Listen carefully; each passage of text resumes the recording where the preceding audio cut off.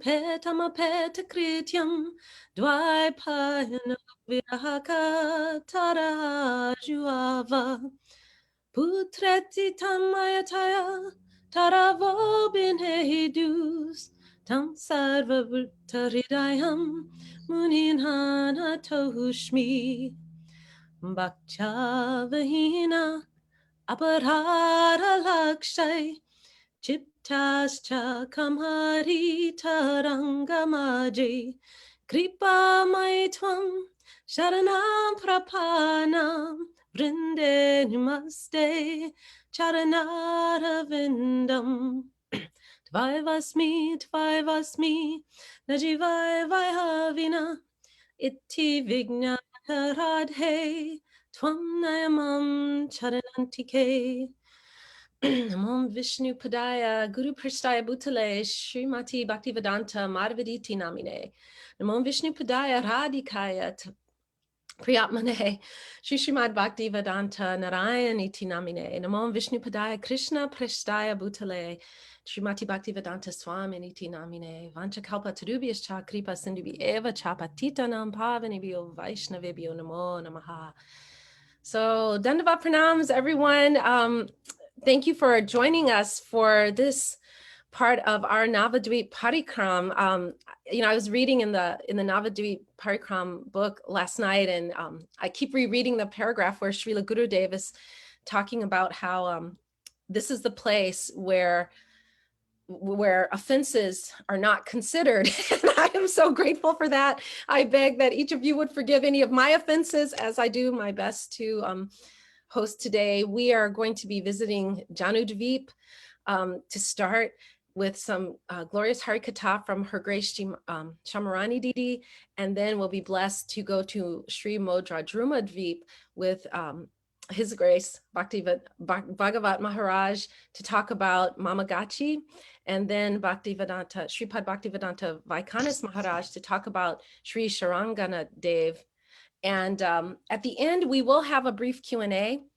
So I just wanted to let devotees know that if you have questions that are inspired by the Harikatha, please feel free to text me or to send me a direct message. And at the end towards the end of the program, I will ask these questions of our esteemed Maharajas. Since Her Grace Shamarani isn't here in person, I hope Bhagavat Maharaj and Vaikanas Maharaj will be both staying to help address the questions.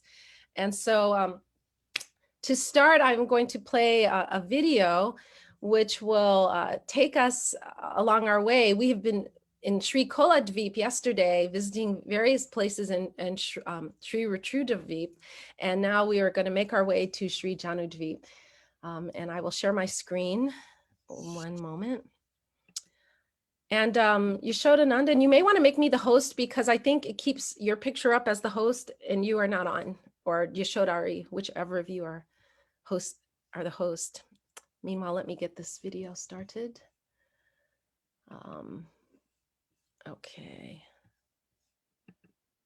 Let's see. Can devotees see my screen? Can you see this? Yes, maybe we can.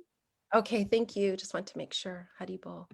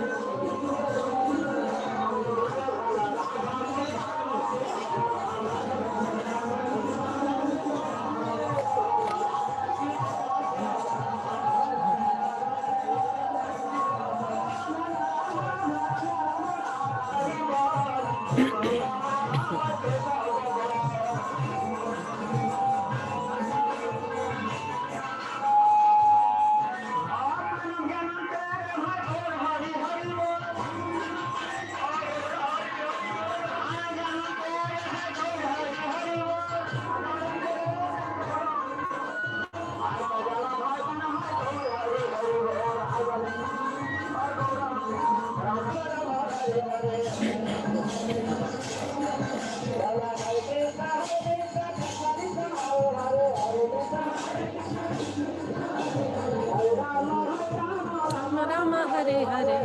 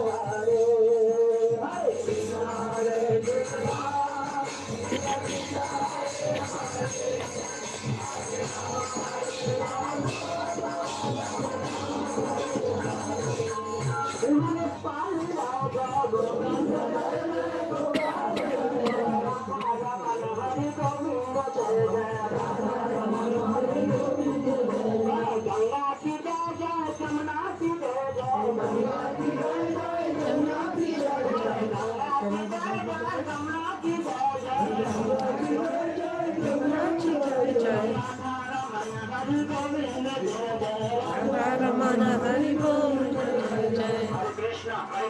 Krishna Krishna Hare Hare, Hare Krishna Hare Krishna, Krishna Krishna Hare Hare.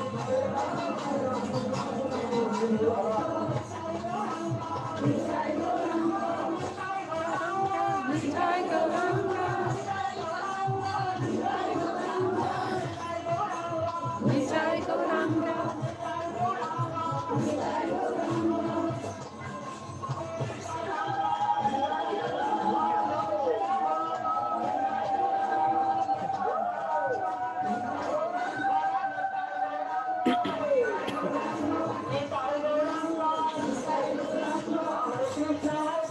Krishna Krishna Hare Hare. Hare Krishna, Krishna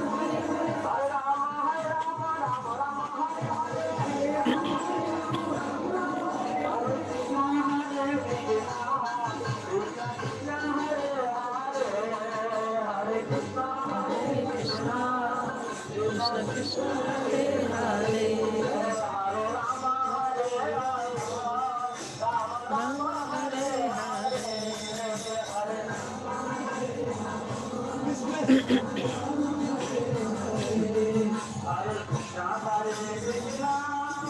Krishna Krishna Hare Hare, Hare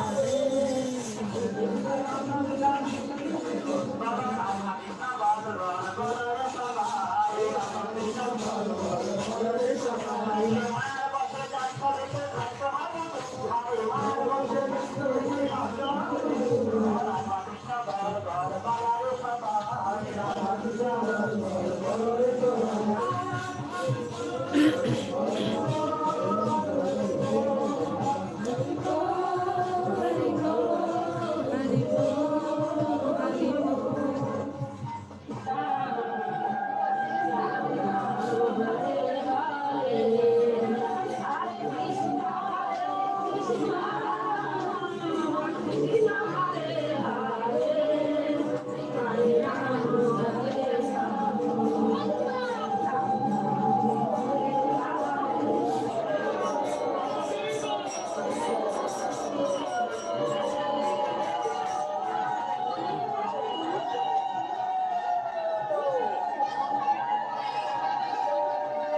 Oops.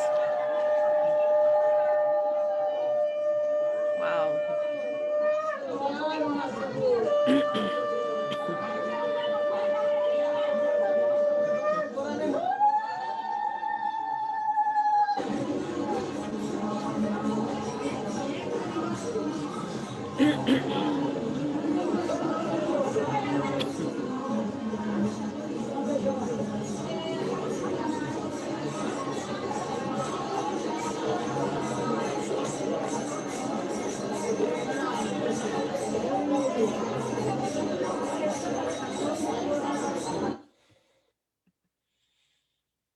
Wow.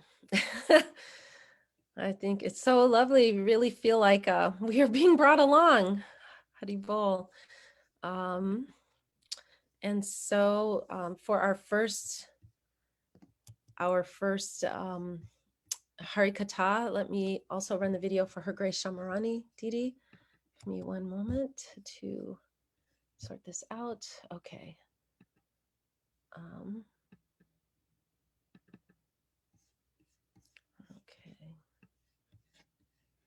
Close this.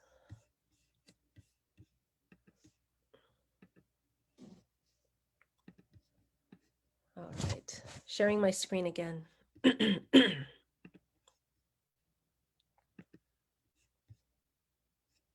Ooh. Okay. Sorry, devotees, give me one moment here.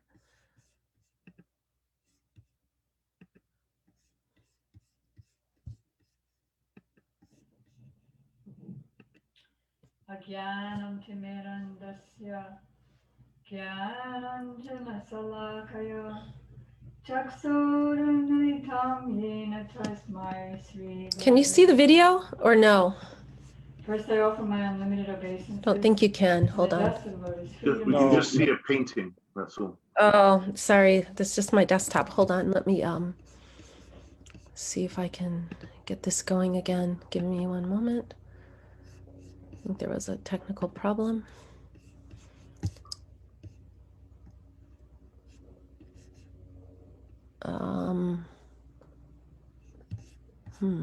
Oh, there it is. Okay. I'm gonna play it If quick. you could look at your WhatsApps as well, that'd be great. Thanks. Okay. Okay, we'll do. Just let me get this going and then I can take a look. Can you see Her Grace now? Can you all see it now? Yeah, it's good. It's good. Okay.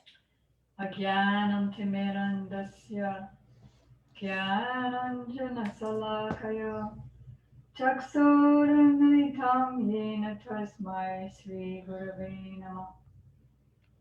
First, I offer my unlimited obeisances and the dust of lotus feet of my most worshipful Diksha Gurudev, Srila Prabhupada Bhaktivedanta Swami Maharaj, to lotus feet of my Shiksha Guru, Srila Bhaktivedanta Narayan Goswami Maharaj, to all of our Gaudiya Guru Varga, to all the assembled devotees, on this auspicious Zumakram here in Navadvip. And we have just arrived in Janudvip. Janudvip, as you know, all the 12 forests of Vrindavan are situated, although not in the same order, in the 9 islands of Navadvip. So Navadvip is the forest of Vajravan in Braj. And this happens to be the place of worship of a great sage named Janamuni.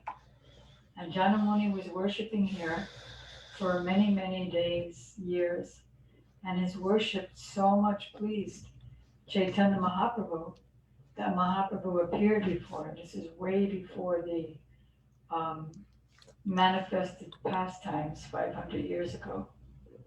So Mahaprabhu was very beautiful, golden, effulgent, and he was so pleased by his worship. And when Janamuni saw the beautiful form of Chaitanya Mahaprabhu, he became submerged in infinite bliss, which of course we can't imagine what that is. So Janamuni desired that please let me remain in Navadvip, birth after birth. And Mahaprabhu replied, yes, in the future, when my manifested pastimes begin, you will be one of my associates and you'll be able to witness my pastimes. So Janamuni, in great ecstasy, continued his worship. And one day, it so happened that simultaneous to his worship, because King Bhagirath, a descendant of King Sagar, whose 60,000 descendants were burned to ashes near the ashram of the incarnation of the Lord Kapiladev due to their offenses to him. And the descendants of Sagar tried to get the Ganges down to come to earth to deliver these 60,000 descendants, but nobody was successful. Finally, Bhagirath pleased Lord Shiva, pleased the Ganga, and so he was able to lead the Ganga all the way from, she came from the causal ocean. She came from the toe of Lord Vamadev, when his toe went through the universal covering and went into the causal ocean, and Lord Brahma washed his lotus feet.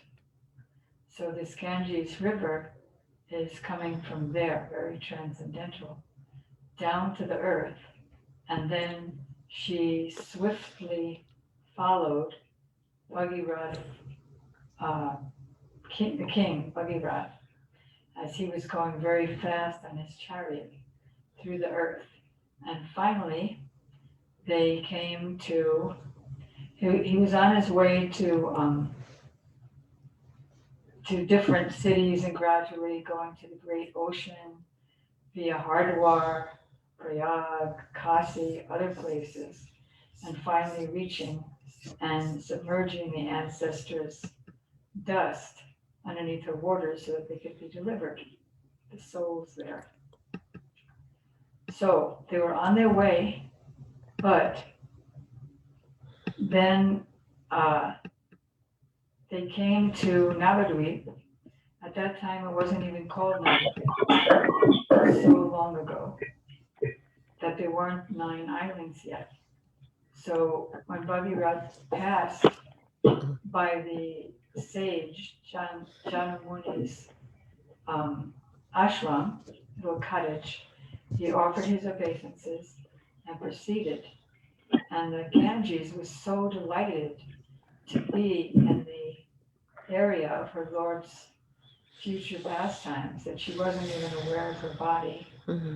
And she raced through the cottage and washed away Janas Muni's little ashram, and swept away from his hut and the water pot, and then her rippling water and her water was rippling, and the sprinkles of water touched the body of Janamuni, at which point he woke up from his trance. This is the place of Janamuni's hermitage. So at the beginning, he was angry that not only was his meditation broken, but he saw that part of his hut was swept away, his water pot was swept away. But then, just a moment after that, he realized that this stream of water is not ordinary. She had come from the causal ocean, and Lord Brahma has used that water to wash Lord Brahmadev's feet. And that same water is now flowing as Bhagavati Ganga after King Bhagirath. And so he became so delighted. And so he took his palm and took the Ganges up in his palm and swallowed the whole thing, and she went into his stomach. So King Bhagirath was so upset because he wanted her to continue. Obviously, that was the whole purpose. So he prayed to and tried to satisfy Janamuni for a few days. Janamuni was very satisfied, and he cut his thigh, and the Ganges came out of his thigh and began flowing again. And because she was in his stomach and then came from his thigh, she was like his daughter. And so then her name became known as he is Jahnu Muni with the H before the N, she became known as Jahnavi, Jahnavi Devi. And then she was so in ecstasy, she didn't actually want to leave that area for Lord's pastimes. So she kind of meandered here and there. And Bhagiraj Maharaj had to wait some time, but she meandered here and there in Navadvip.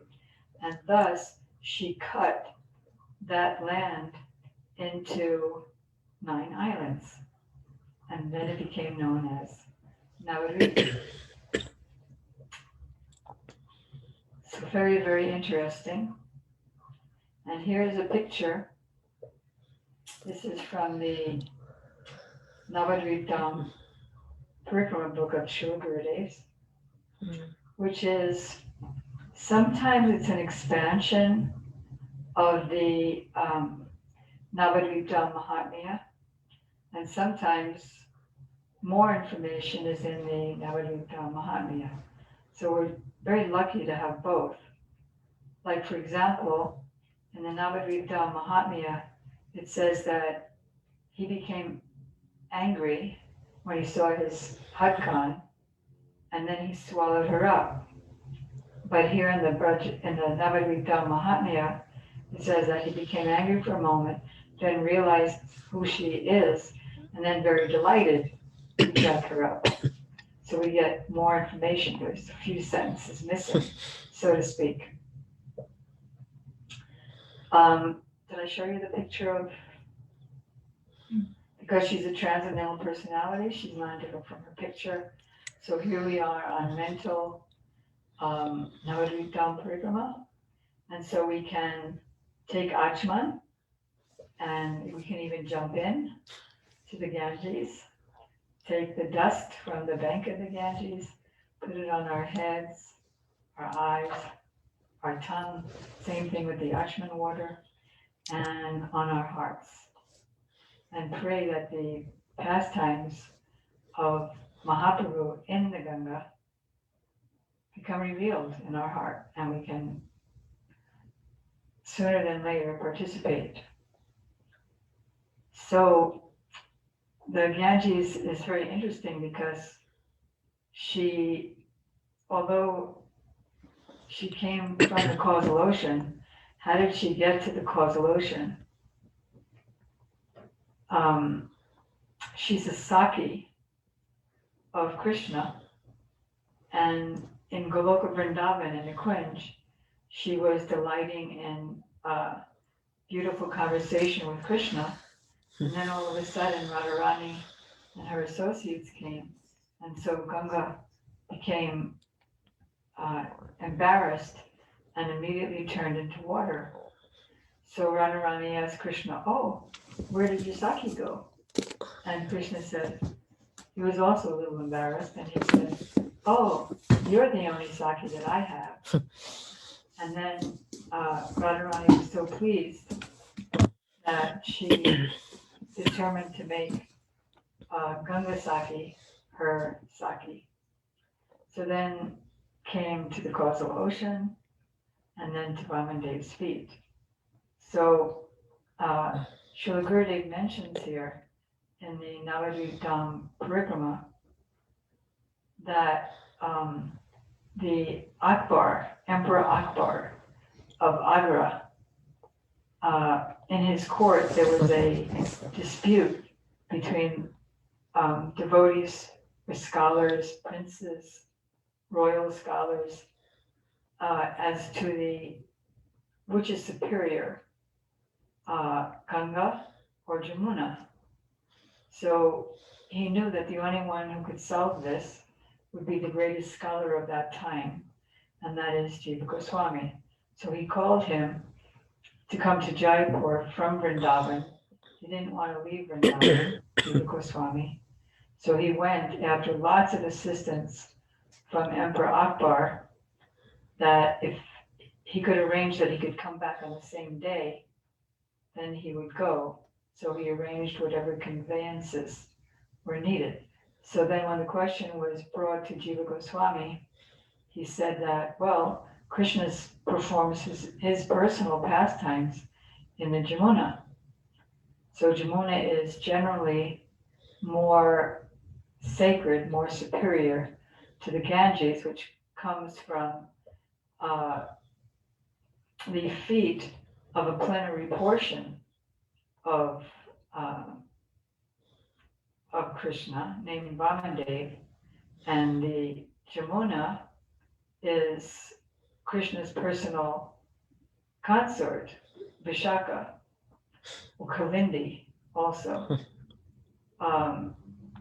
So generally the Jamuna is superior, but they're coming from their respective places, and then they meet in Prayag, and then they flow together and reach Navadvip together. Jamuna on the west side, Ganga on the east side, and then Mahaprabhu sports as Gauranga. He sports in the Ganges. So previously the Ganges could give freedom from sins and liberation, but after Chaitanya Mahaprabhu performed so many pastimes in the Ganges, then she could give Gaur Prem, which is non-different from Krishna Prem. Another interesting aspect about Janudvip and Janumuni is that he is the maternal grandfather, that is the father of the mother of Bhishma Dev, the grandfather of the Pandavas. And so one day, much later than that previous incident, Bhishma Dev came to visit Janamuni, and Janamuni instructed him about the future coming of Lord Chaitanya and how he would be giving Prem Nam, Krishna Nam, and Krishna Prem through the chanting of the holy names to both the qualified and the unqualified living entities. And then he also taught him, because he's a politician, so to speak, he taught Bhishma Dev about politics and the laws of religion, laws of society, the subtle rules of dharma, and also the soul, the difference between the soul and matter, Jiva Tattva, Maya Tattva, Bhagavad Tattva, Prem Tattva. He taught all this to Bhishma, and he also taught him that it's because the living entities in this world were opposed to the service of the Lord. Therefore, they're grabbed by the illusory energy, we, and are thrown in the various 8,400,000 species of life. And by meeting a pure guru and performing bhakti under his guidance, one can go back to home, back to Godhead. And and then Bhishma Dev lived in Navadvip for many days after the teachings of his maternal grandfather. And so he also was, his bhakti increased so much by the association of Mahaprabhu's Dham. Mhm. And then that same knowledge that he learned from Janamuni, Bhishma Dev, as you know, he was lying on the bed of arrows, and Maharaj Yudhisthira was so distressed, the Pandavas were distressed. Maharaj Yudhisthira was blaming the whole battle of Kurukshetra on himself, being a humble devotee. So, as he was lying on the bed of arrows, Bhishma Dev instructed him of whatever he learned from Janamuni, and thus made the Pandavas' hearts satisfied. So all this is being told by Nityananda Prabhu to Jiva Goswami and the other devotees. Other devotees means they picked up other devotees along the way, like when they were in Shiva Sangam, they picked up Shiva's Thakur, and he joined the party. Bangsi Vadana the incarnation of Krishna's flute, and the servant of Sachimata also joined the party. So that day, Nityananda Prabhu and his whole party stayed at the house of a devotee, and then next morning they left for Modadrumadri, which according to Navadvip Mahatmya and Navadvip Parikrama, this is the actual system. What we follow is the system that was given by Nityananda Prabhu himself. So, Janu Dweep ki jai, Janu Muni ki jai, Bhishma Deva ki jai, Garanga Mahaprabhu ki jai, Navadvip Parikrama ki jai, Zumakram ki jai, Gopramanandi Hari Hari Bo, Panchakopatrivyastrika Visnaveva Chapatitanam Pavanebhyo, Vaishnavebhyo Namo Namaha. Okay. Wow, so glorious. So glorious. We have one more video, devotees, to start this this walk towards Modrumadvip. So let me set up this one more. I'm so fortunate to be on this parikram. Manini, Yes. just a quick one. When you press share screen, there should be a button at the bottom that says share sound. Then you can go on mute and play the video. Oh, really? Yeah. Okay. So I then will. you won't Thank you. No worries. I'm just trying to be quiet because I tend to be loud. And all right. Haribol. Since my sound was sharing, I didn't know I needed to use that button, but that explains a lot. So thank you so much, Yashodhari. Okay.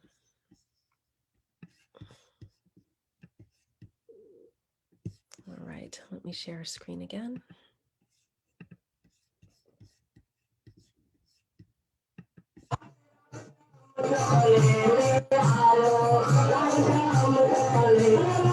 Oh.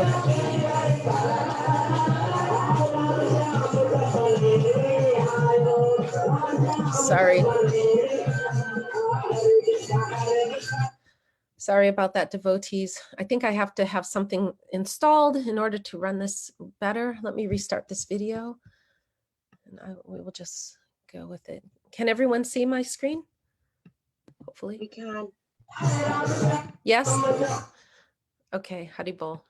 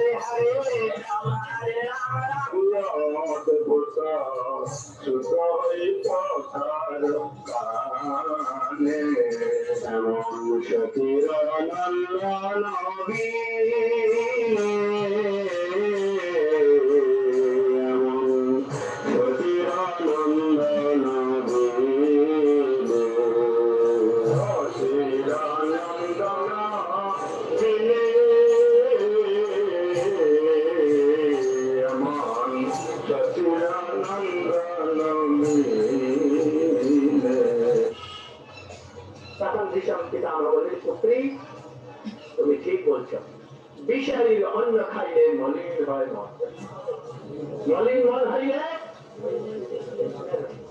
তখন জ্ঞান বুদ্ধি সব নষ্ট হয়ে যায়। আমি তখন মাহাত্ম মদান্ধ দুর্নীতি পাড়ায় কৃষ্ণের অভক্ত এই দুর্যোধনের অন্ন খেয়েছিলাম, এই জন্য আমার মতি ভ্রষ্ট হয়ে গেছে, আমার মধ্যে অসুর প্রবেশ করেছিল, এই জন্য জ্ঞান আমার কিছু হারা হয়ে গেছিল, আমি কিছুই বুঝতে পারি নাই। এখন আমার বাড়িতে জর্জরি শরীর জর্জরি হয়ে রক্ত সবগুলি বেরিয়ে গেছে, দুর্যোধন অন্ন জল যা কিছু ছিল সব বেরিয়ে গেছে, সত্যজাত বসে আমার 1-2 মাস হয়ে গেছে, সারাইন পর্যন্ত আমি এমনি আছি না খেয়ে দে, অতএব আমার এই সবগুলি বিকার দূর হয়ে গেছে। এখন আমার নির্মল ধ্যান হচ্ছে, আর বিশেষ করে কৃষ্ণকে সামনে দেখে আমার হয়েছে, এই জন্য আমি বলছি না। বিষয়ী অন্ন খাইলে এইরকম দুর্গতি হয়। বিষয়ী অন্ন খাইলে আমরা হাত বাড়িয়ে রাখি, বিশেষ করে আমরা ব্রহ্মচারী ইত্যাদি সব খুব সাবধান থাকা উচিত। বিষয়ী অন্ন খাইলে কখনো চিত্ত শুদ্ধ থাকতে পারে না, এই জন্য এই বিষয়তে ঠিক থাকা উচিত। দুটি কথা, আমরা কোথায় কোথায় থেকে ভিক্ষা করে সব নিয়ে আসছি, তার মধ্যে 4 আনা 2 আনা ভাগ করি, কি 8 আনা 8 আনা 12 আনা 4 আনা কিছু পকেটে যায়, আমরা ভাত খেয়ে নি, আমার পকেটে লাগাই, এদের দুর্গতি কোথায় হবে, কোন মার্কে যাবে, এটা বুঝে রাখো। সংসারের লোক একেবারে বিশ্বাস করে হরিগুরু বৈষ্ণব সেবার জন্য দিচ্ছে, আর ওইগুলিকে আমরা পরীক্ষা করে হজম করতে পারবো যদি গুরু বৈষ্ণবকে না দিই?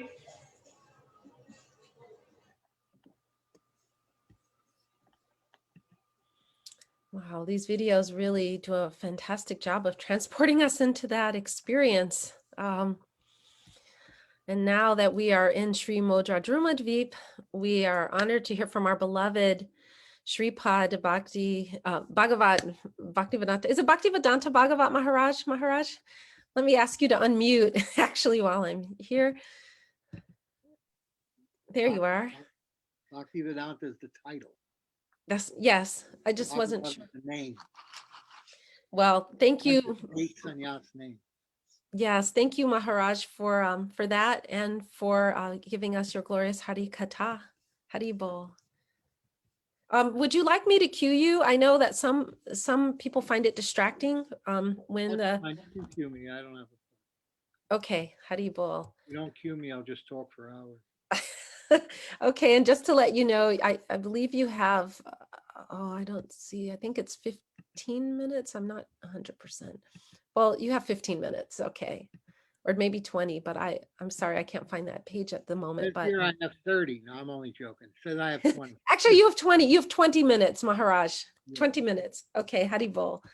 Om Jnana Timirandasya Gyananjana Salakaya Chaksuran Militan Yena Tasmai Sri Gurave Namaha. Sri Chaitanya Manovistam Stavitan Yena Bhutale Swayam Rupam Karamaya Didanti Swapadanti Kam. Can everybody hear me? Am I loud enough? Yes. Okay. Yes. So, let me tell you that we are in Mamagachi. Mamagachi. When I first heard the word Mamagachi, I thought it was an Italian food.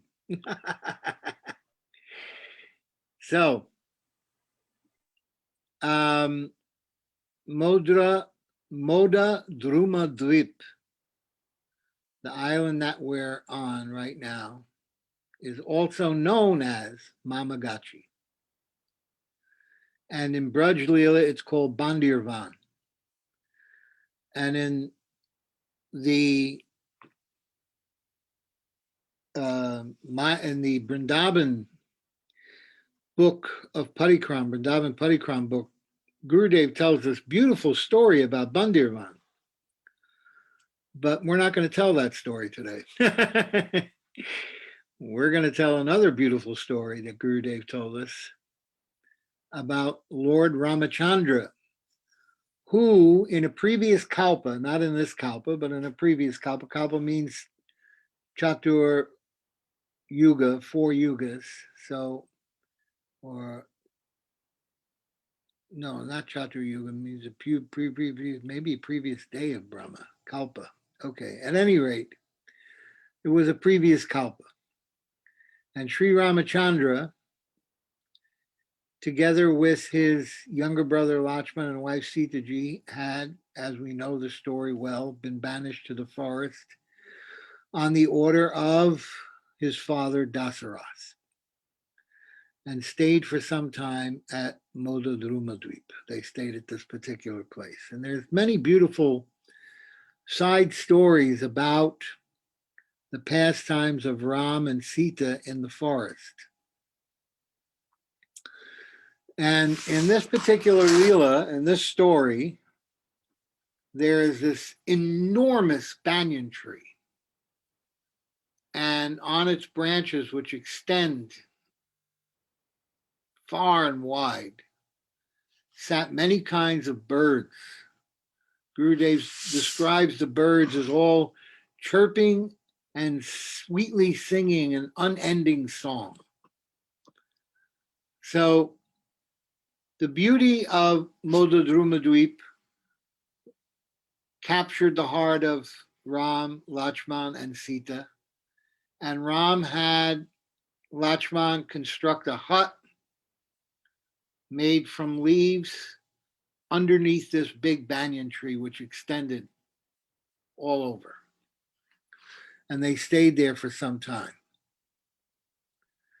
And Srila Bhaktivinoda Thakur relates the following pastime in the Navadvip Dham Mahatmya. So this comes from Bhaktivinoda Thakur, but Gurudev tells it here in this book, the Navadvip Parikram book, that when Lord Ramachandra was sitting with Sita, the two of them sitting together, just taking in the extraordinary beauty of the forest, hearing the birds chirping, smelling the sweet fragrance of the flora, seeing the bees humming here and there on the flowers and collecting honey. Beautiful scene. So Lord Ramachandra began to smile. And of course, as wives are known to do, Sita observed his smiling face and inquired, "So why is it that you are smiling, my dear Lord Ram?" So then Ramachandra explained that he was having a vision that in the forthcoming Kali Yuga, he will take birth from the womb of Mother Sachi in Jagannath Mishra's house in this same Navadvip Dham. And people will know me as Gauranga. Lord Ram is explaining that he will be known as Gauranga, and I will charm everyone by performing a variety of enchanting pastimes. So Lord Ram explains to Sita how he's going to manifest the glory of the holy name and thus drive the common people mad with the chanting of these holy names. He also explains how the hearts of sinners will be changed and he will give them love of God, which even the demigods rarely attain. So then he tells her something very intense for a wife to hear. Ram explains that how in his youth he's going to accept sannyas and leave her, that after which I will reside in Jagannath Puri. At that time, my mother Sachi, who is none other than Koshalya, will weep holding her daughter-in-law Vishnu Priya in her arms. You will be that Vishnu Priya, and I will therefore thereafter remain in Puri and will also weep for you day and night. So Sita was a little perplexed. And so she inquires from Ram that why would you perform such pastimes? So painful. So Sri Rama gives her a very deep answer. That I'm coming in this world as Gauranga for the purpose of teaching the living entities what is Prem Bhakti.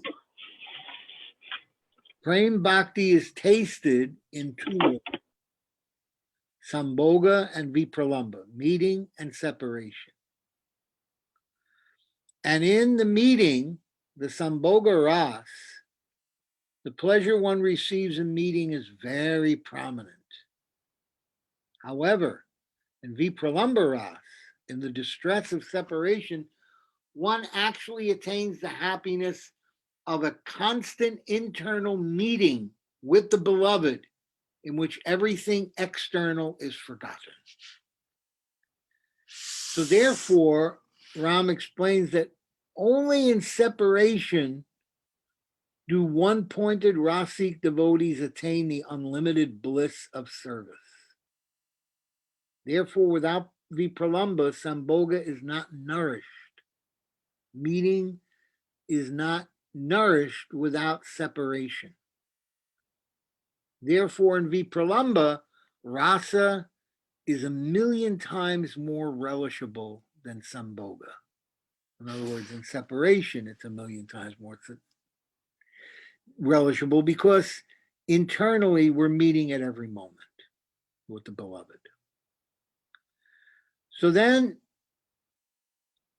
Ram explains something very, very deep to Sita, that when I appear as Gauranga, Mother Kaushalya, together with Aditi Devi, will appear as Sachi Devi, and you will be my wife, Vishnu Priya.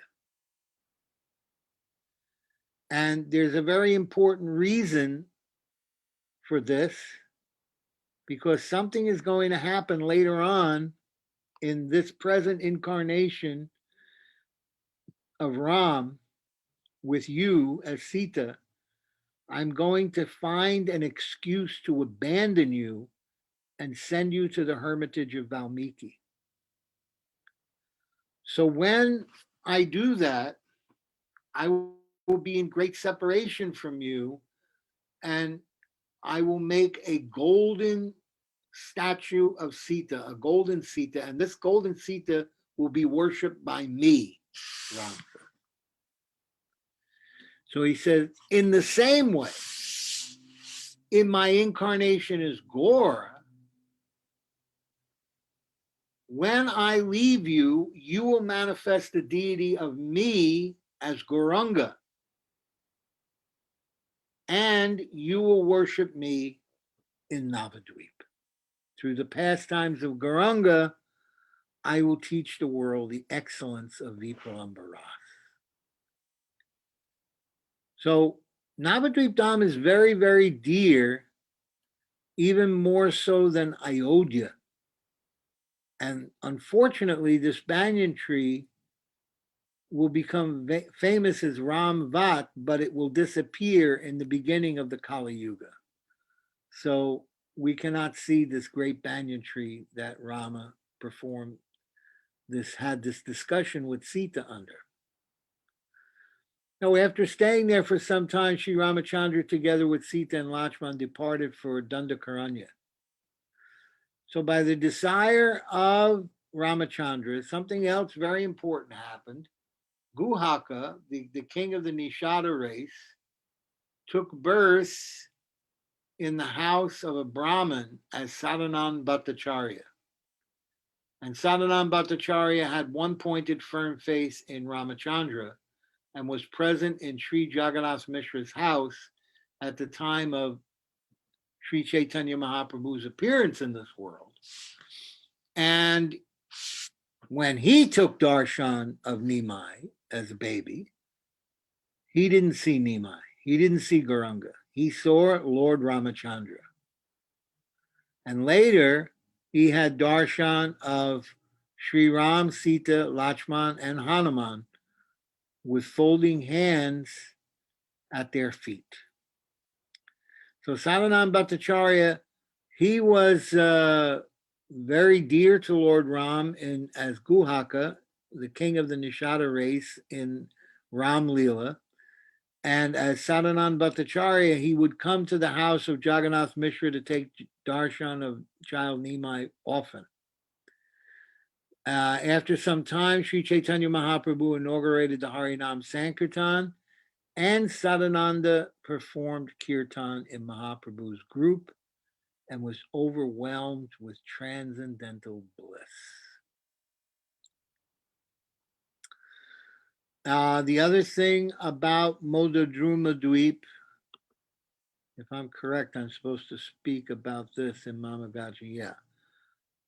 Lycanis Maharaj is speaking about Shrangadev and Murari's residence. All right, so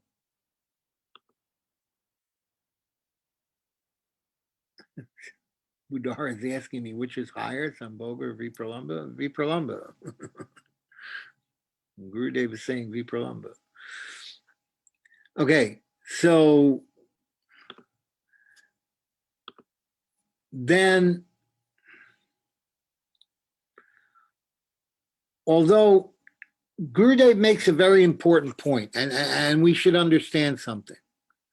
He's making the point that Vipralamba is higher, but that doesn't necessarily mean that that's the mood of the Manjaris.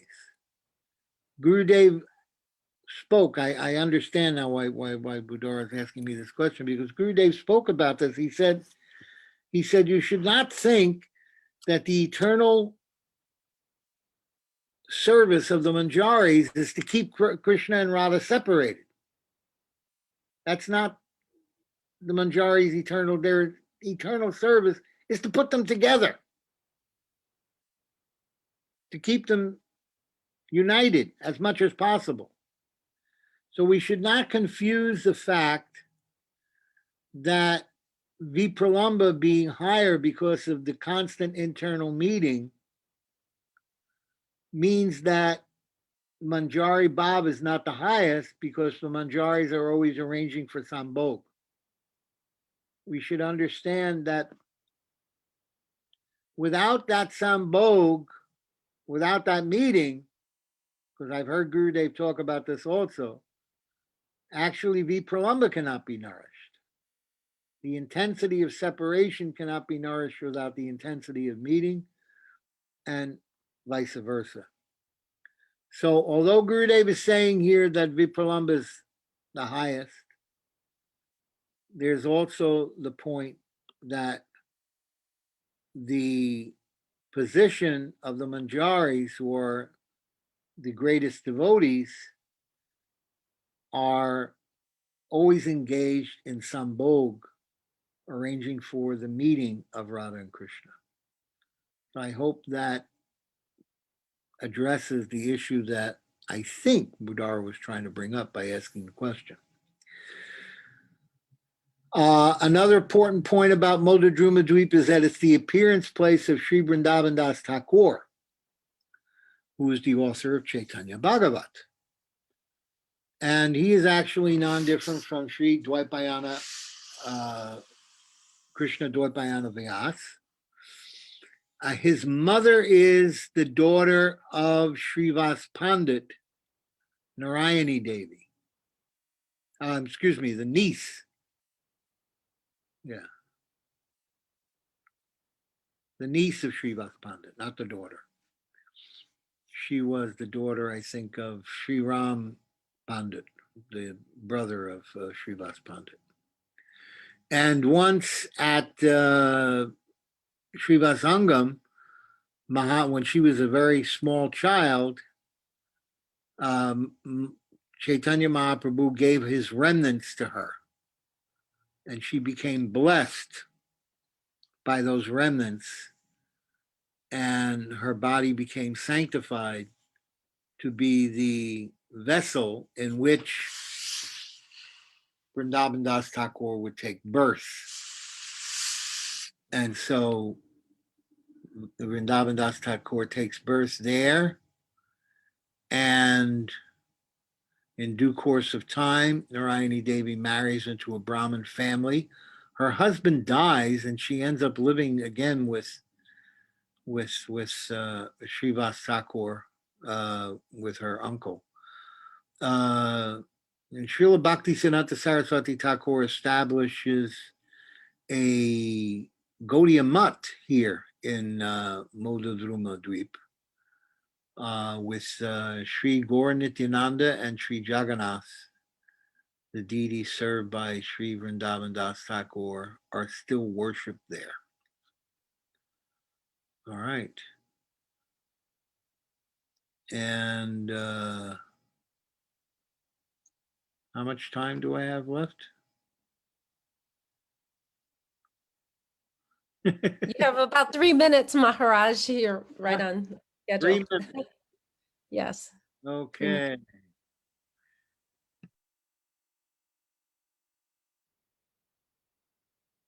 Yes, we said that, Charachandra. We said that.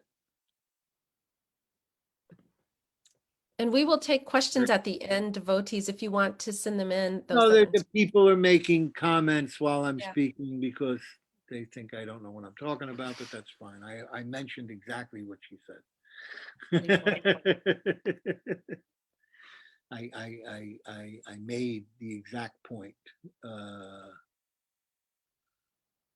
So,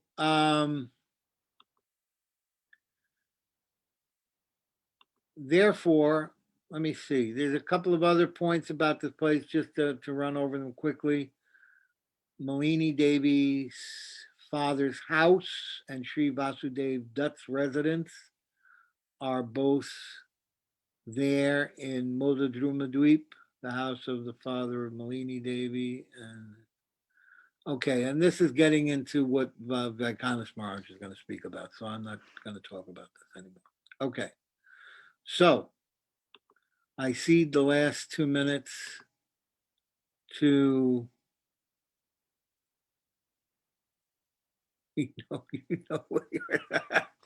I cede the last 2 minutes to Vaikanas Maharaj so that he can speak about the glories of Saranga Thakur and all of that.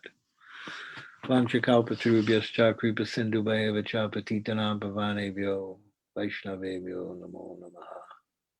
Wow. Thank you. Thank you, Maharaji, for narrating such of the glorious katha around this particular place of Mamaguchi and that exchange between Sita and Ram, which I don't know if I ever actually heard this exact way. So that was really, really wonderful to hear. And it's amazing. One thing that strikes me in hearing many of these pastimes is when we have these accounts of remembering from Bhagavan, but something that is to come. It's just quite an interesting dynamic that exists. That he can remember future things to happen, which is quite extraordinary, honestly.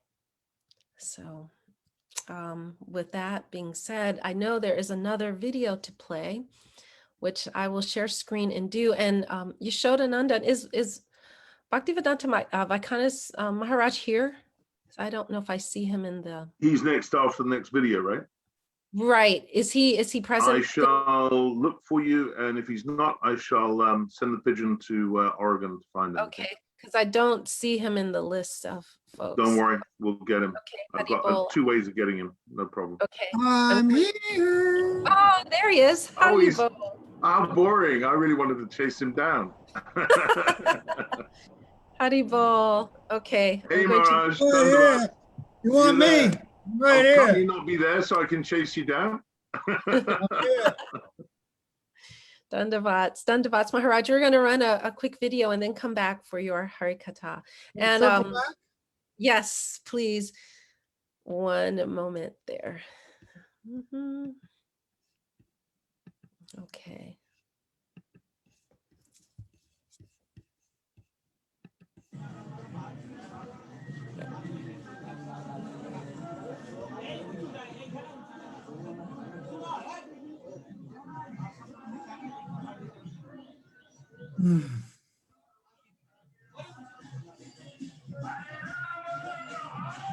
Right.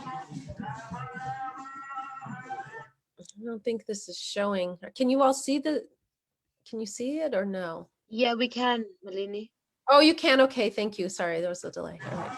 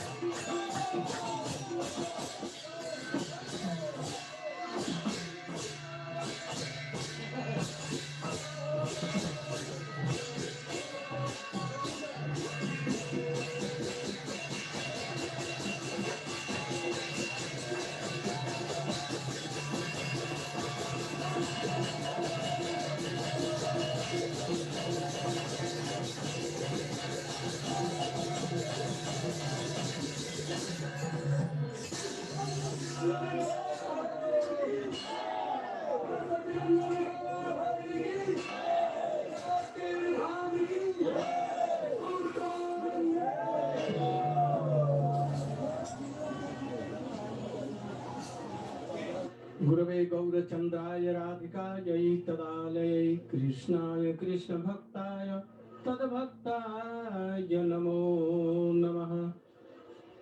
আমরা যে স্থানেতে এসেছি এই স্থান হচ্ছে জাহ্নবীদ্বীপ।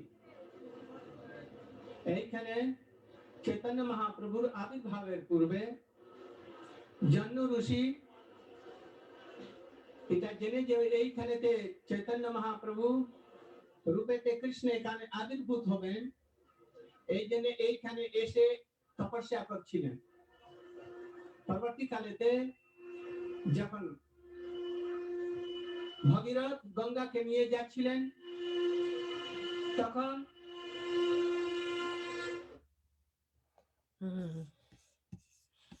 Wow. These videos really transport us there. All right, Sripad Bhaktivedanta Vaikanis Maharaj now will be speaking to us about Sarnaga Dev. Am I pronouncing that correctly? I'm not sure if I am, but Maharaj, you have... Mike, can you hear me? I don't know Yes. if this mic works. You sound great. Sound great, Maharaj. And I know that you don't need me to cue you with any of the signs, so I will not. You have 20 minutes to speak to us about. Got to set up the old timer. Okay. And you're going to speak about Sri Sharanaga Dev, right? Murari's residence? We'll speak about a few things. We'll speak Awesome. about as much as I have time for. All right. Sounds awesome. Fantastic. I run out of time before I run out of topics. Haribol. Okay. All right. So, Ajnana Timirandasya Jnananjana Shalakaya Chakshurumilitam Jena Tasmai Shri Gurave Namaha.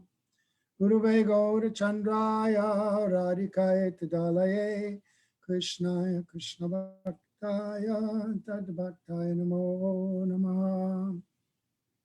Yam Pravajantam Anupeta Apeta Krityam Rapayano Viraha Katara Ajuhava Putreti Tanmayataya Taravo Binedus Tam Sarvabhutam Vidayam Munimanitosmi Bhaktya Vihina Parada Lakshai Tiktaschakamari Tarangamadye Kripa Maitam Sharanam Prapana Vrinde Namaste Charanarvindam Tave vasmi Najivami Tvaya Vina iti vigyaya radhe tam nayanam charanandike vancha kalpatarubhascha kripa sindhubhya eva cha patitanam pavanebhyo vaishnavebhyo namo namah. So we begin by offering our most humble obeisance under the lotus feet of our beloved gurus.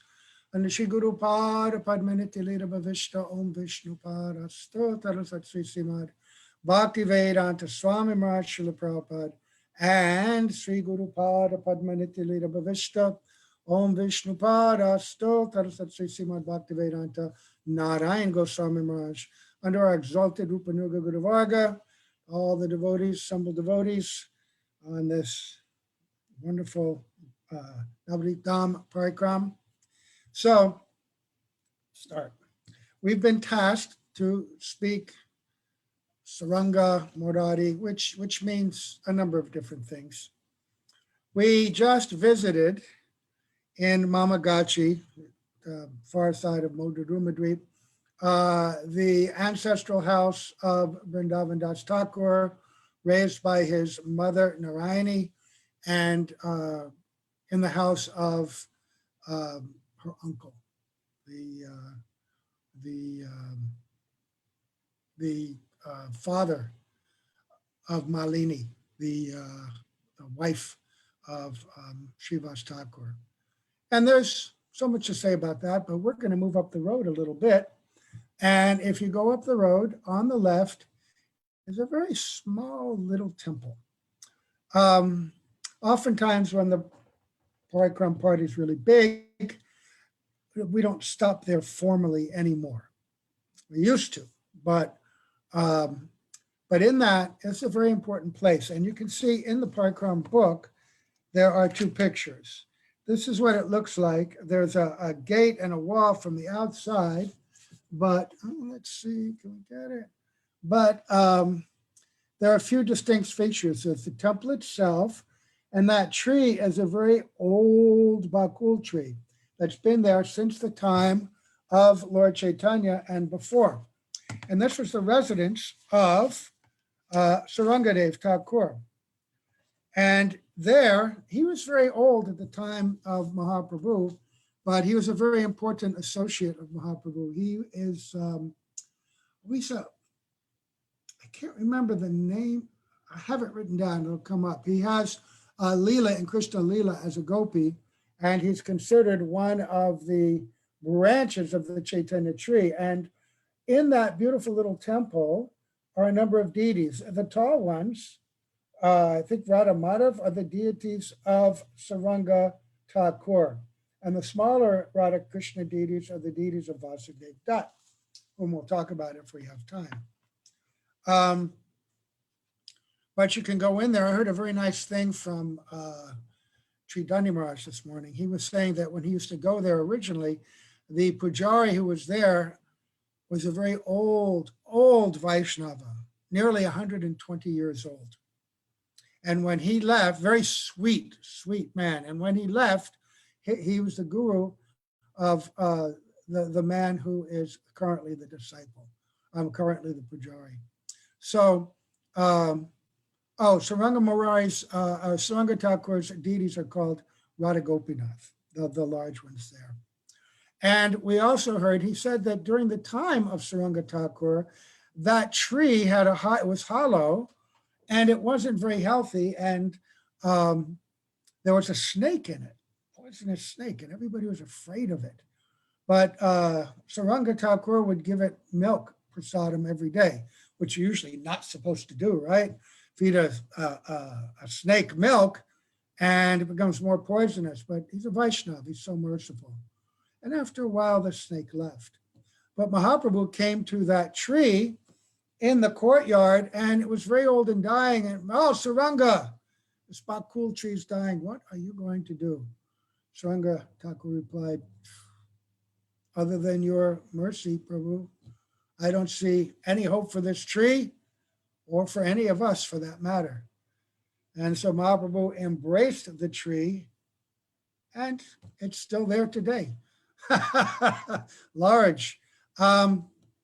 So as we mentioned earlier, Saranga was very old. And one day they were all walking together.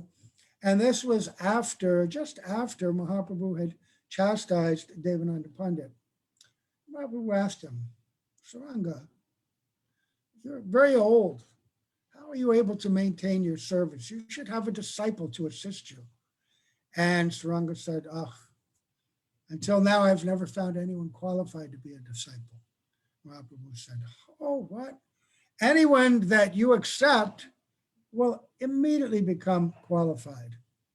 So Saranga said, all right, since you have requested or ordered, the first person I see tomorrow, I will accept that person as my disciple. So he would rise early in the morning, go and bathe in the Ganga. And while he was in the Ganga, doing his ablutions, the body of a young boy floated by, dead body. And Saranga said, oh, it's the first person I saw. So he reached over, brought the body to the shore. And then Mahaprabhu, who's in the heart of his devotees, called out to him, chant the mantra in his ear, which he did. And then when he did that, the boy immediately revived, he became conscious. And Saranga said, so, what's your name? My name is Murari. What do you remember? How did you come to die? He said, today was the day of my Upayayana ceremony, the ceremony where I was supposed to be invested with sacred thread, which means maybe he was anywhere from 8 to 10 years old. But just before the ceremony, I was bitten by a snake. And that's the last thing I remember. I died. And in India, I don't know whether it was because of his age or because he was bitten by a snake. I've read other places that when you get bit by a snake, they don't burn your body. Perhaps the poison of the snake would vaporize and threaten everyone, but they throw the body into the Ganga. So he is placed on a raft of banana leaves and floated down. But meanwhile, word got out of this miraculous story that this boy Murari is now alive, and his parents from the nearby village heard about that. They're overjoyed. Oh, our son is alive. He's alive. And they came and said, oh, you're alive. Come back now with the family. And Murari said, no, I can't. He said, I was dead, and you gave up this body and you gave it to the Ganga. And now Saranga Thakur, he has revived me. He has given birth to me. He's given me life. He's my father. I will serve him for the rest of my life.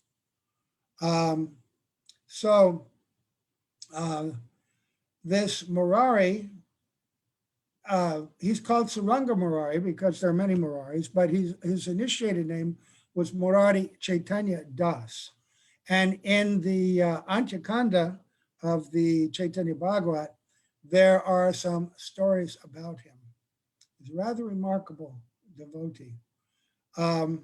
It's said that there no external consciousness present in Murari Chaitanya Das's transcendental body. He would go into the forest, very much like Nityananda, and he would chase tigers. Anybody's ever seen a tiger, a full-grown tiger, and see them in action compared to the size of a man? They're absolutely terrifying. I think even more than lions.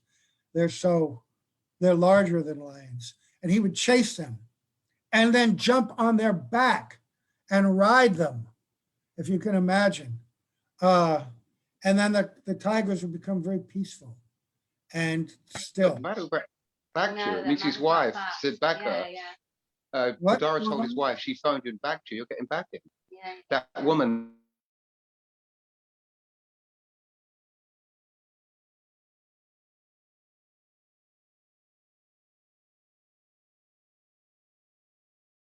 Maharaj, can you please unmute? Sorry, I had to mute everyone. I don't know what happened.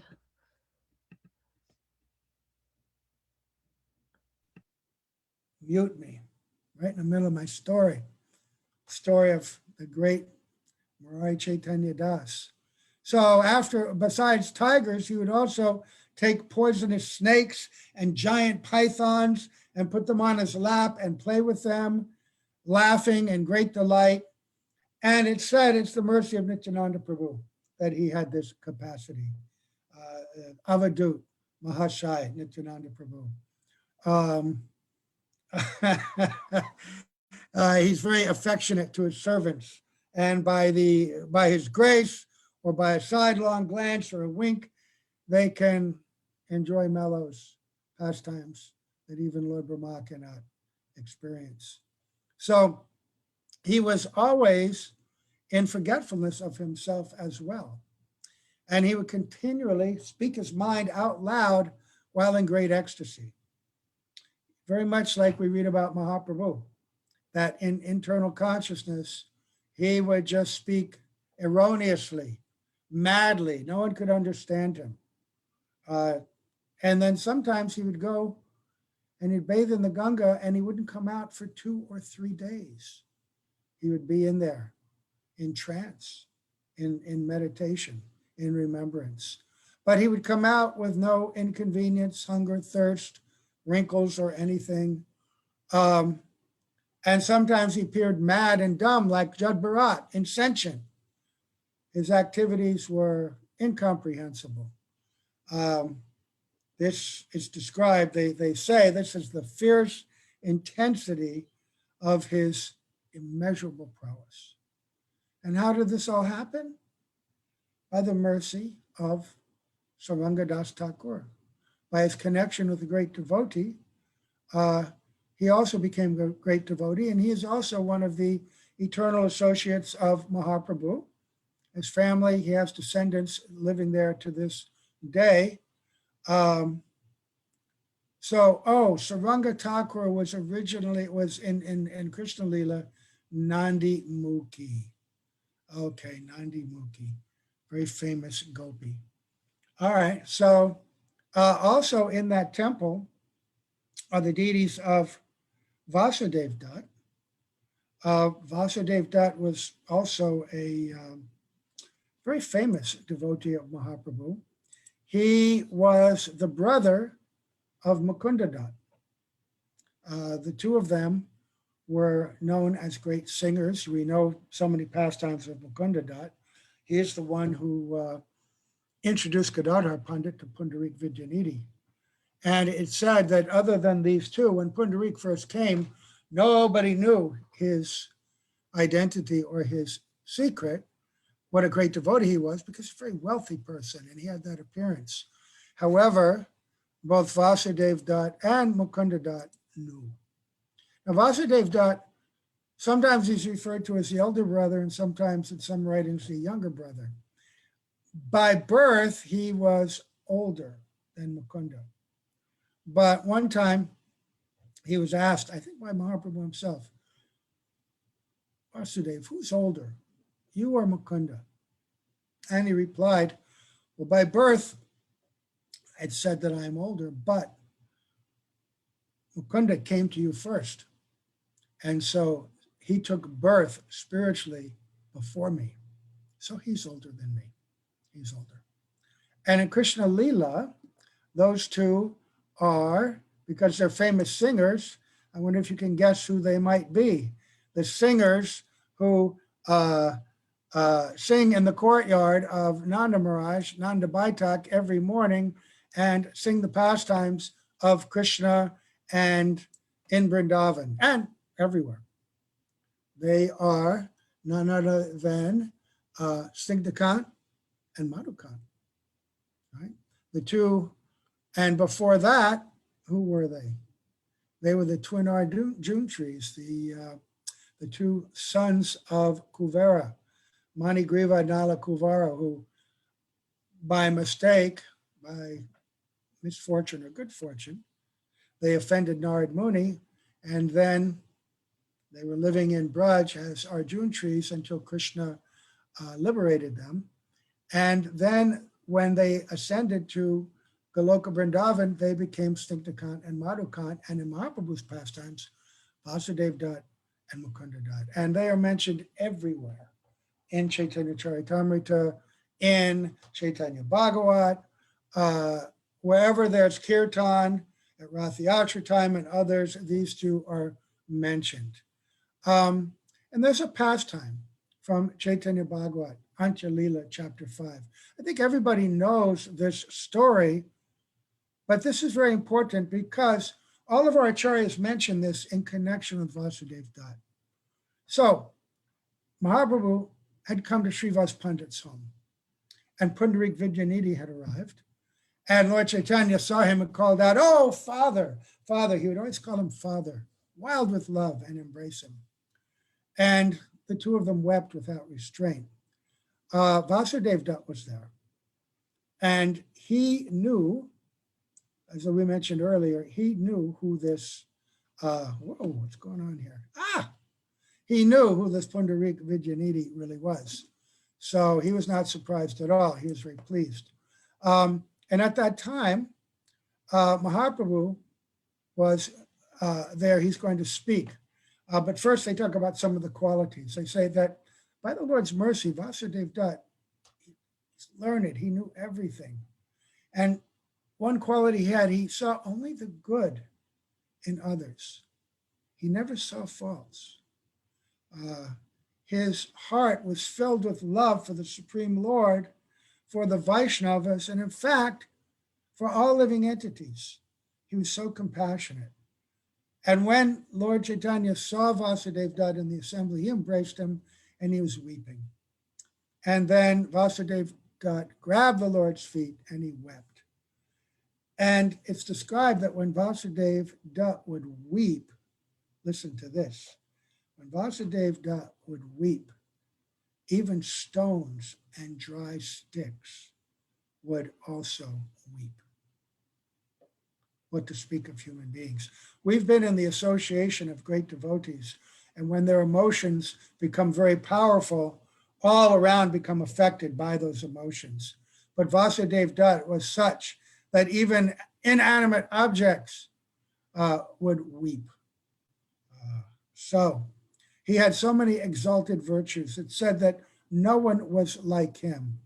So Lord Chaitanya dearly loved him, and he said, I am the property of Vasudev Dutt. Of this is no doubt. He says, my body is the property of Vasudev Dutt. And if Vasudev Dutt sells me, I am sold. This is the truth. It's the truth. It can't be anything otherwise. Lord Krishna will deliver anyone who touches the body of Vasudev Dutt. So he would say this over and over. And then hearing about this, all the Vaishnavas cry out. And so Mahaprabhu asked Vasudev, said, please take a boon from me. I want to give you a benediction. And he said, I want nothing. I want nothing. And he said, I only want to serve you. He said, no, you must take something. So he said, if you must give me anything, then I wish that you will deliver all the living entities in this world, no matter what their position.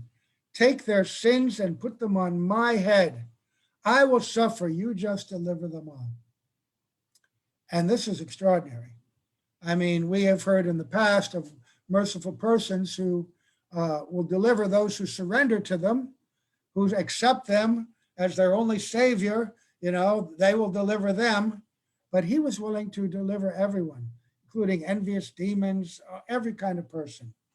And Mahaprabhu was so moved and so overwhelmed. He said, of course you have said this. And he said, because previously you were Prahlad Maharaj. Oh, so how do we reconcile this? Because we just heard there were Madhukant and Snigdhakant. We know in Mahaprabhu's pastimes, some great personalities have the combination of a number of different personalities in them, like Haridas Thakur, Lord Brahma and Haridas Thakur. So something of Prahlad Maharaj was with Vasudev Dutt, and therefore that same compassion. I wish that all the living entities be delivered. So soft-hearted. So his deities are there. Whoops, out of time. All right, so out of time, not out of topics.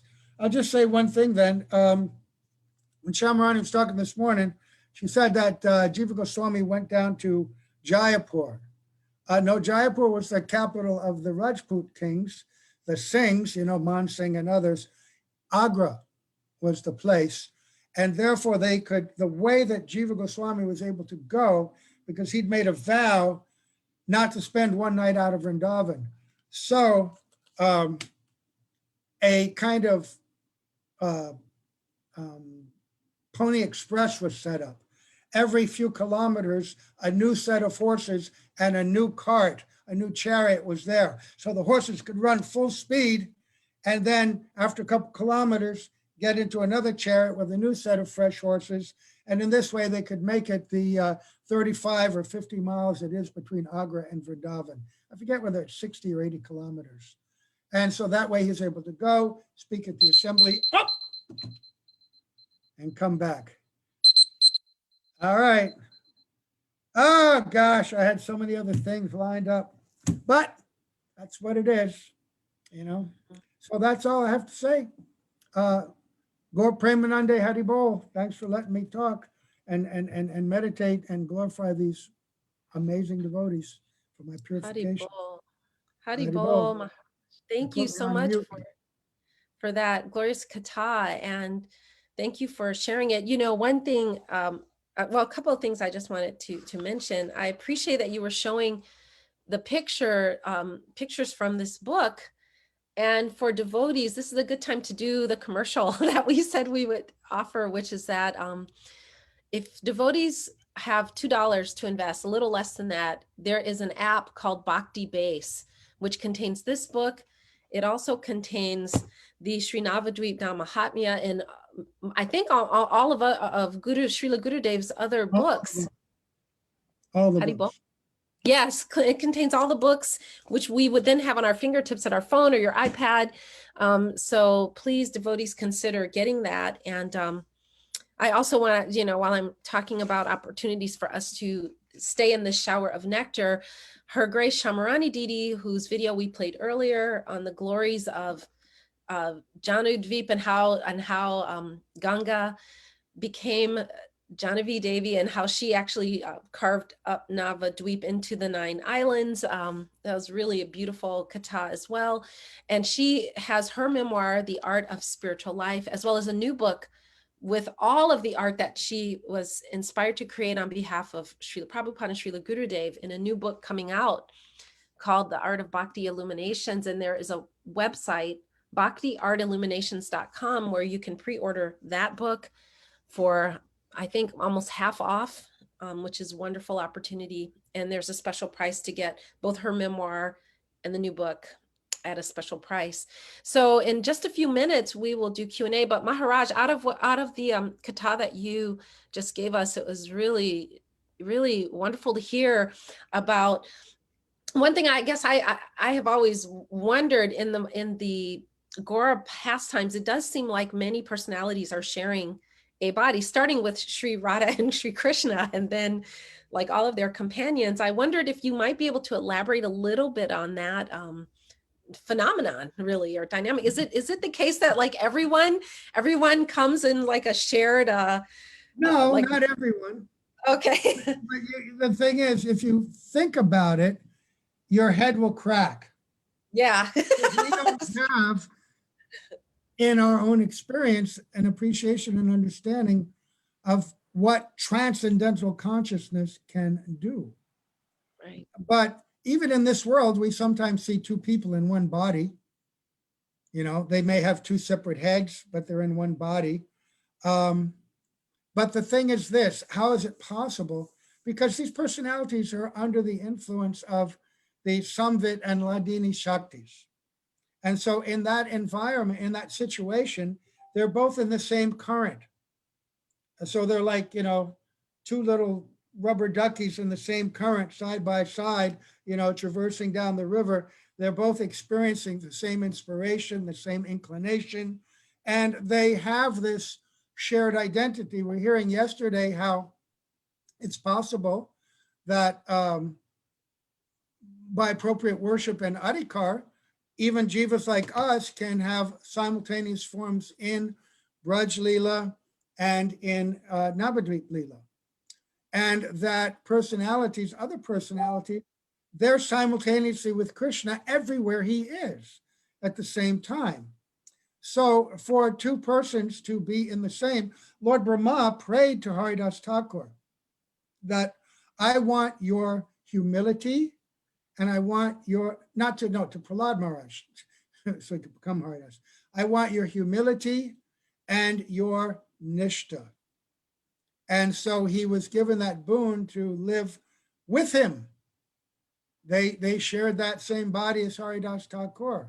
And those qualities shared and overlapped. Can't say I understand it. This is just how I try to understand it.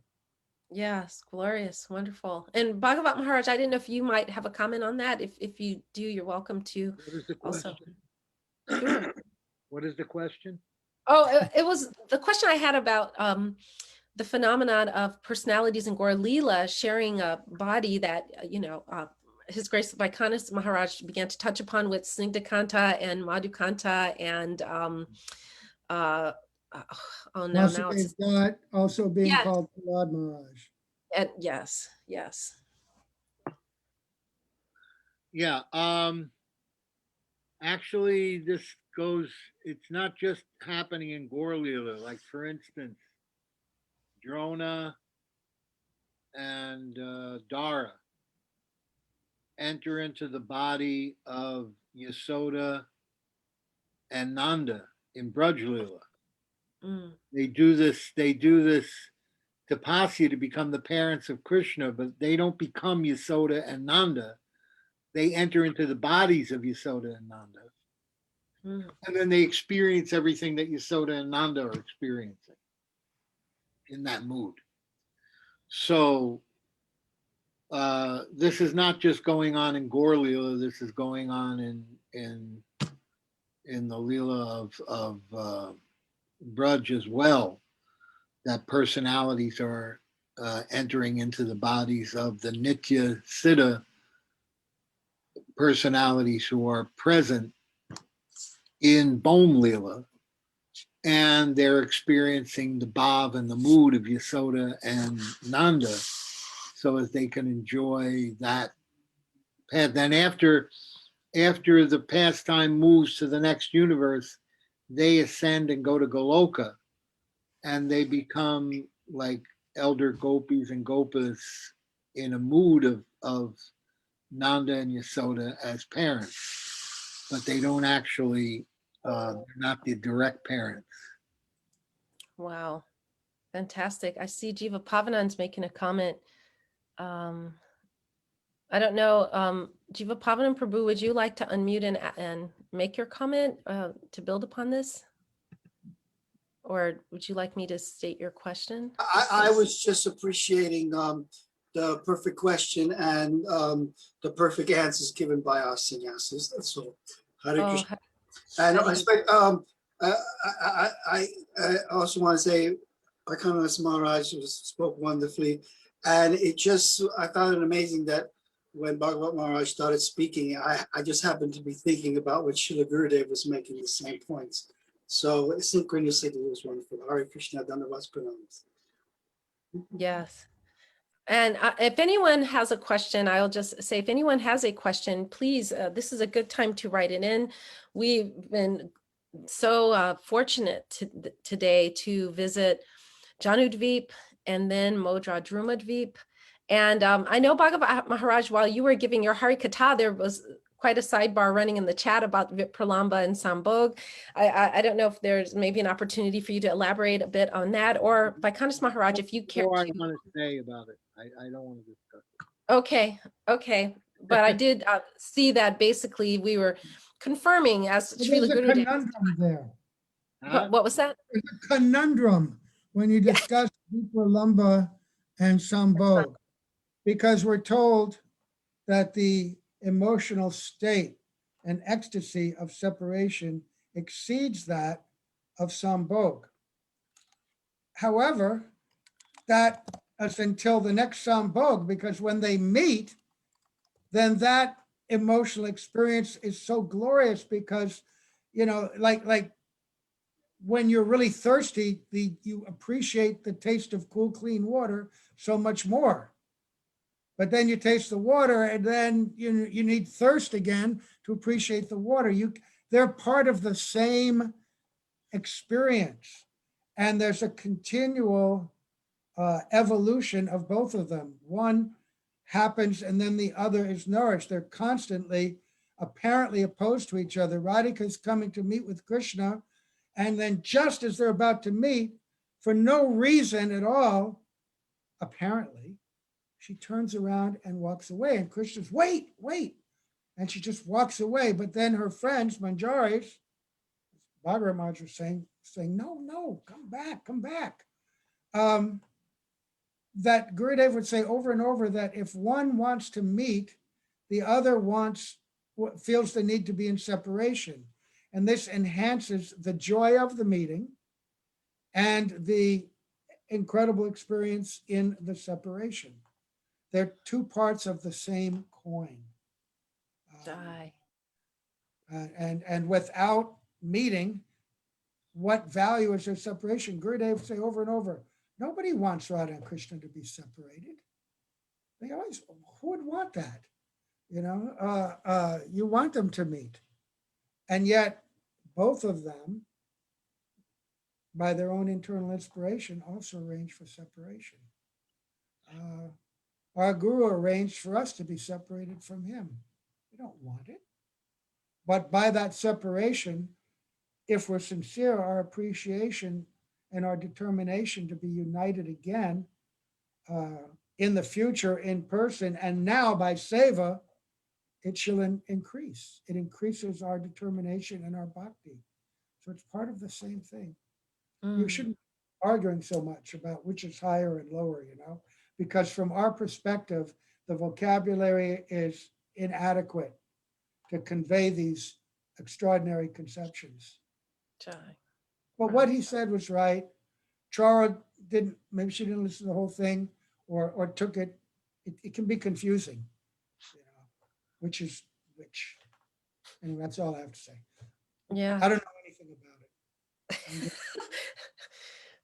Haribol. I'm going to play the while people are thinking of their questions, hopefully inspired by this katha that we've heard today. I'm going to play this next video of Srila Gurudev. Okay, one moment.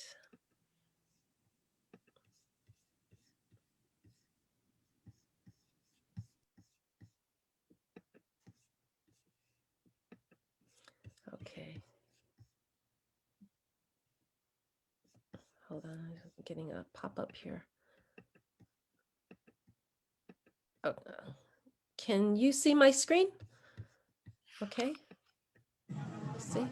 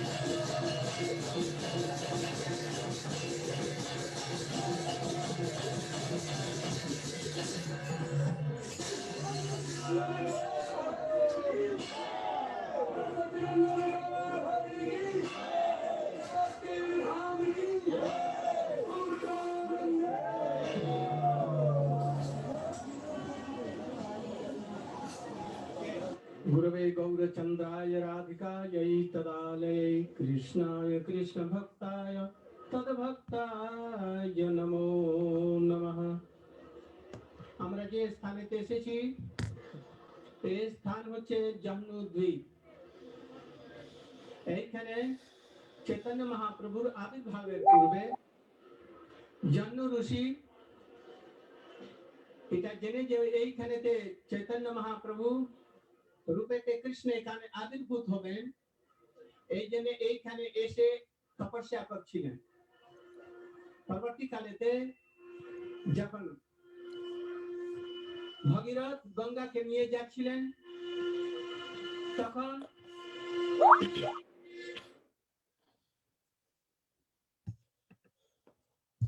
Oh, wow. These videos seem to end just when I feel like I'm right there, being sitting, listening. Hari Bol. So let me just see if anyone has sent any questions in.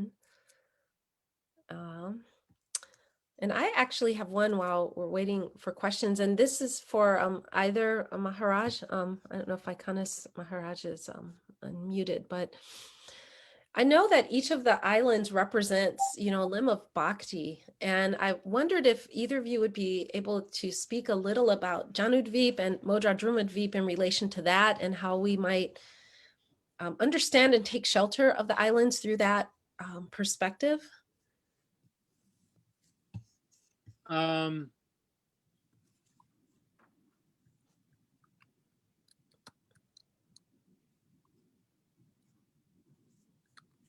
I believe Janudvip is I don't remember. I know Modradrumadvip is in the mode of servant, right? Oh yeah, and Janudvip is offering prayers, I believe, Vandanam.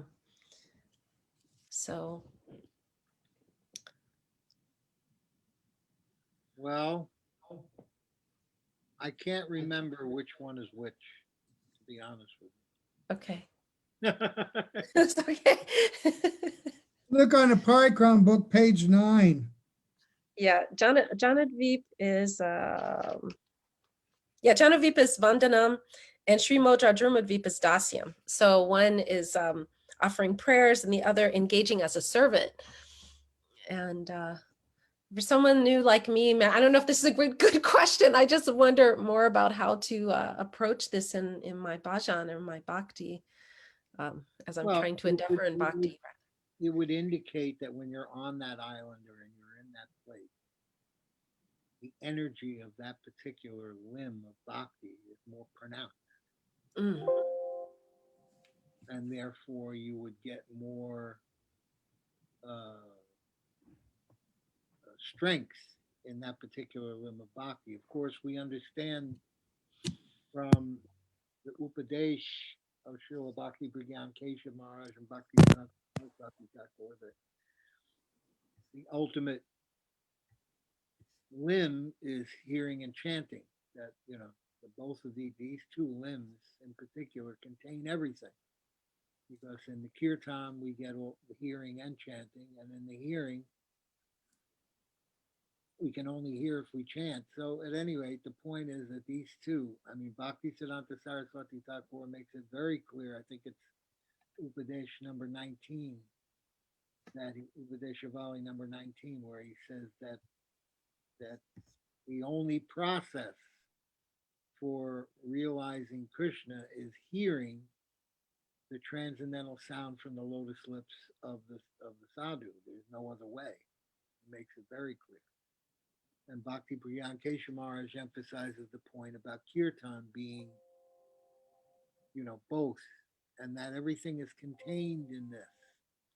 So therefore we need to take the 9 limbs of bhakti and practice them very carefully.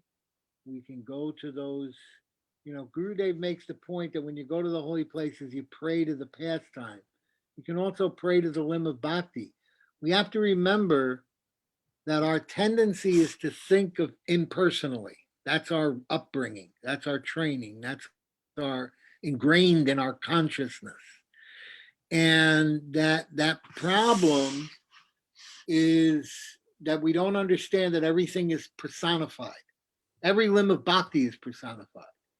There's a personality of hearing, a personality of chanting, a personality of praying, a personality of serving. There's personalities to every limb of bhakti, just as Bhakti Devi herself is a personality, not just an energy. She's a person. And she does the choosing of where she goes. And so when we go to these islands, like Gurudev is saying, pray, pray. You have to pray that the pastime takes place in your heart. You can also pray that the personification of that particular limb of bhakti manifests in your heart. That you can pray in this way, that let prayers enter into my heart. Let chanting be, let hearing become profound in me. Like this, we have to pray. We have to pray. Srila Gaur Govinda Maharaj used to say that you have to cry. You have to cry. And if you cry, then maybe you'll get the mercy. You got to cry.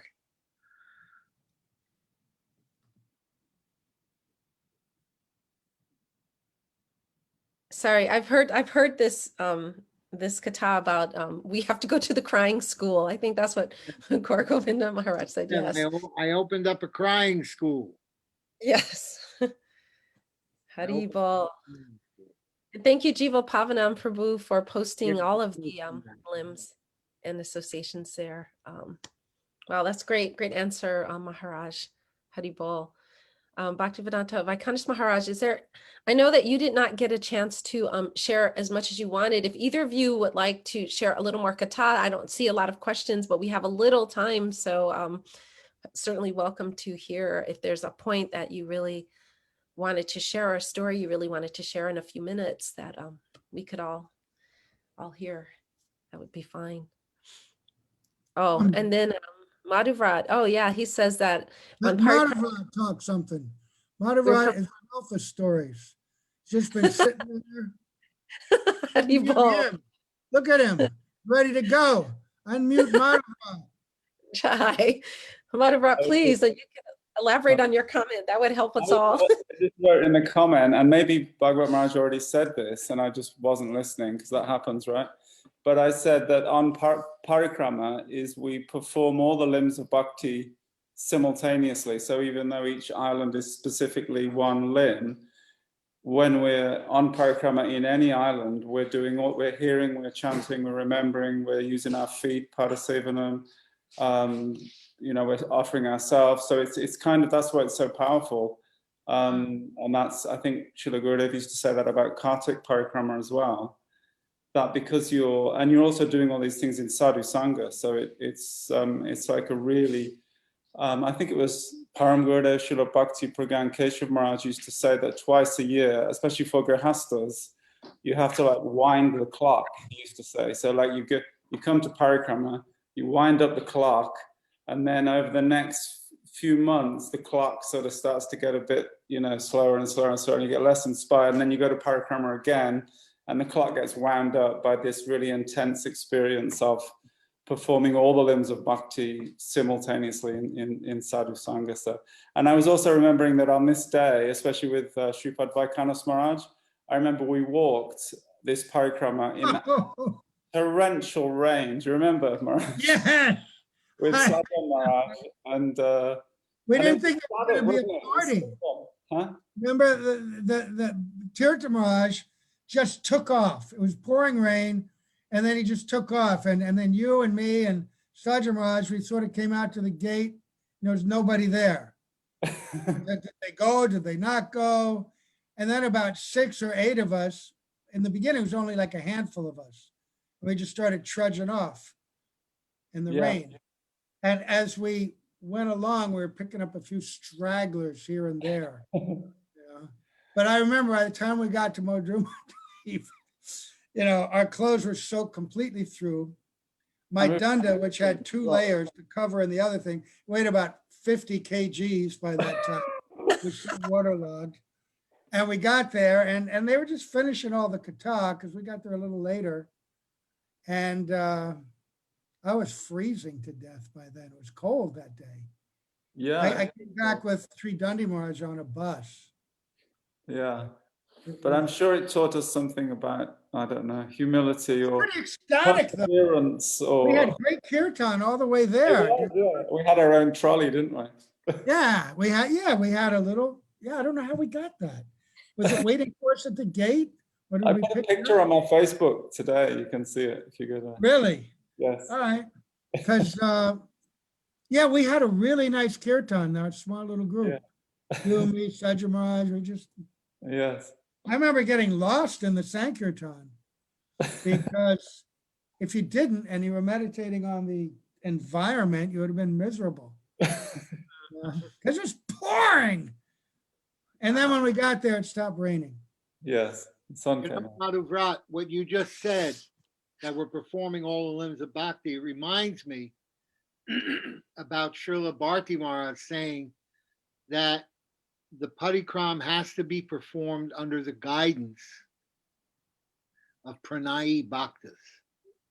And that under their guidance, then you get the full benefit of all the limbs of bhakti in the process of doing the parikram.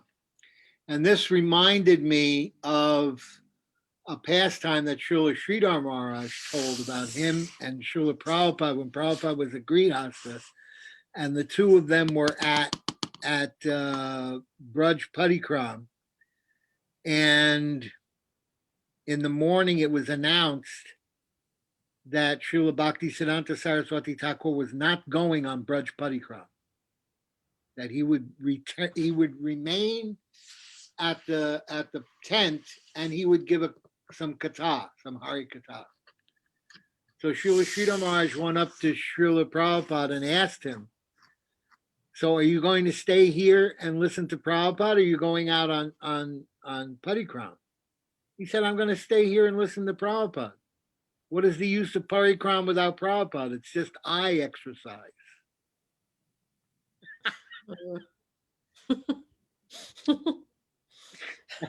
And so when Bharti Maharaj, Srila Bharti Maharaj later told me, he said, you know, you need to do this under Pranay Bhaktas, that all, you know, fit in together. And I got eye exercise. And I got the understanding of Prabhupada's statement and his point.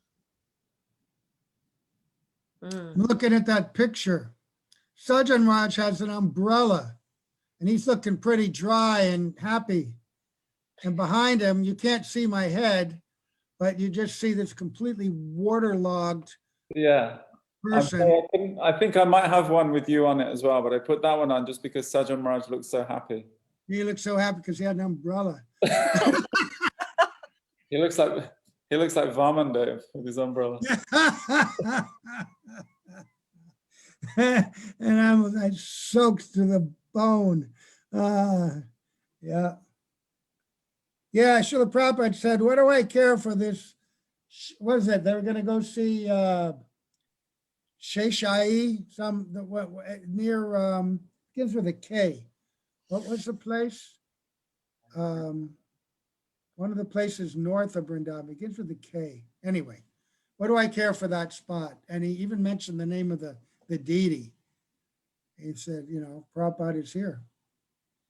And he also said that Bhaktivinoda Keshav Maharaj was there, Bhaktivinoda Chakshrita Maharaj was there, just a small number of devotees, but the ones he mentioned were very prominent, intelligent, so they shared that mood. Yeah. That was also the lecture and where somebody tapped Prabhupada on the shoulder and he turned his. I thought that was in Allahabad. Maybe it was in Allahabad. I heard it was that lecture, or maybe that was the lecture where Prabhupada Bhaktisiddhanta said that this person hears nicely. He likes to hear. I have noted him. I already know him. Yeah. He said that in Allahabad. He hears very nicely. Yeah. Right. Yeah. That's an important thing when the guru notes that you're hearing nicely. Yeah. Yeah. Wow. Wow, I aspire for that one day to be able to hear nicely. I don't know. I don't see any other questions coming through, devotees. I know there's one more video I can play, and I know we are actually slightly long now, but I do appreciate both Maharajas staying through this and being available to speak this glorious katha and to enlighten us about Mojar Drumudvip. Let me play this last video, which will again immerse us in this space. I'm going to run away because we're setting up and getting ready for Parikram. I'm sorry, Gaur Purnima celebration here tomorrow at Jagannath's house. So I want to thank everybody. Thing is, for most people, this is the second time around and it's late night. And Yeah, they're all yeah. worn out. They're all Right. worn out, you know. I mean, it's long, even virtually, it's a long parikram for us. Yeah. Tomorrow Yeah. is Gaur Purnima. You know, I have 2 lectures tomorrow, one here and one in another place. Wow. And we should prepare ourselves to chant extra japa, read Chaitanya Bhagavat and Chaitanya Charitamrita. Actually, I do 3 lectures. Yeah, let's everybody be prepared for tomorrow. It's Ekadasi Prasadam, fasting till moonrise. Ah, wow. Thank you for all of that, the details. I know, and that tomorrow we will have, I believe, 9 speakers, each speaking for 15 minutes to glorify that. So I'll play this last video, and thank you, Maharajas. And I think we've already lost Srila Bhaktivedanta Vaikanis Maharaj. Thank you. Thank you. Thank you, Bhagavat Swami. I appreciate all of you so much. Everyone, Haribol, Haribol. Haribol. Okay, I'll play this last video now, devotees.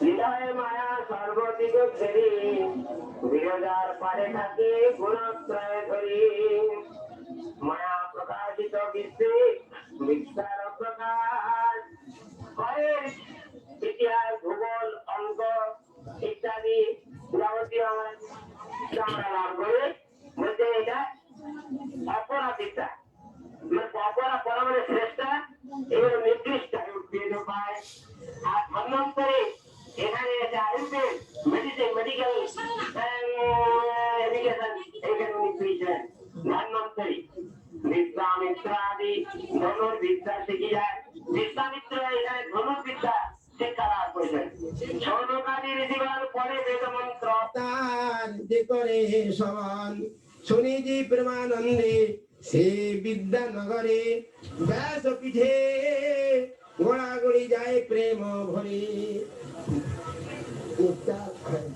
Nityananda করে নিবেদন আমার সংশয় ছেদক কর হয় এখন সাংখ্য বিদ্যা তর্ক বিদ্যা মঙ্গলময় কেমন এই নিত্য ধামে এসকল রয়।